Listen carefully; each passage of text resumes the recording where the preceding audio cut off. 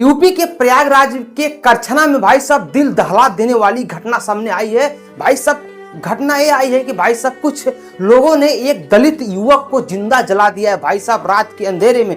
चलिए पूरी कहानी बताते हैं। इसके पहले अगर आप लोग हमारे YouTube चैनल पर नए हैं चलो वो सब्सक्राइब कर लीजिए। चलिए पूरी घटना को सामने आपके विस्तार से बता देते हैं। भाई साहब एक खबर आती है कि उत्तर प्रदेश के प्रयागराज में एक दलित युवक को गेहूं का बोझा बांधने के लिए और ढोने के लिए रात को 9 बजे भाई साहब कुछ लोग आते हैं और उसको ले जाते हैं। भाई साहब बताया जा रहा है, परिवार के हिसाब से बताया जा रहा है कि कुछ ठाकुर पक्ष के लोग आते हैं और इसको मतलब कि ये जो दलित व्यक्ति होता है जिसका नाम भाई साहब देवी प्रसाद उम्र 33 वर्ष बताया जा रहा है। इसको भाई साहब लोग आते हैं बुलाते हैं कि नाइट में 10 बजे बोझा ढोना था गेहूं का। ये भाई साहब अपने परिवार वालों को बोलता है कि आप लोग खाना वाना बनाइए, हम अभी बोझा ढो के आते हैं। ये भाई साहब जाता है बोझा ढोने, लेकिन भाई साहब रात बीत जाती है लेकिन आता नहीं है। सुबह में खबर आती है कि उसको भाई साहब जला दिया जाता है जिंदा। इस खबर को सुनने के बाद भाई साहब पूरे गांव में पूरे समाज में कोहराम मच जाता है। भाई साहब एकदम से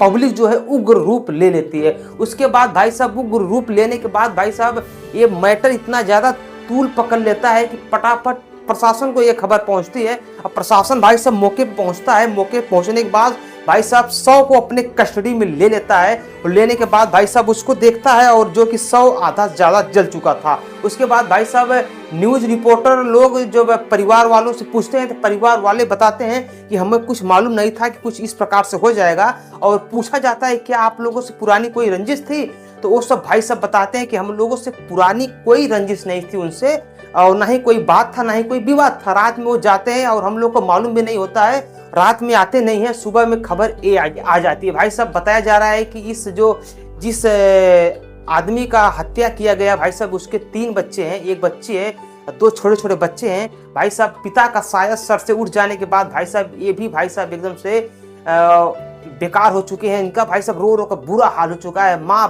बाप पूरा परिवार भाई साहब रो रो का बुरा हाल हो चुका है अपने परिजन के लिए, अपने पुत्र के लिए, अपने पिता के लिए। इधर भाई साहब फिलहाल में प्रशासन जो है लाश को अपने कस्टडी में लेकर भाई साहब पोस्टमार्टम को लिए भेज देती है। अब पोस्टमार्टम में अभी भाई साहब ये क्लियर नहीं हो पाया है कि पहले उसको जला दिया गया जिंदा या पहले उसको मारा गया फिर सबूत को मिटाने के लिए भाई साहब उसको जला दिया गया।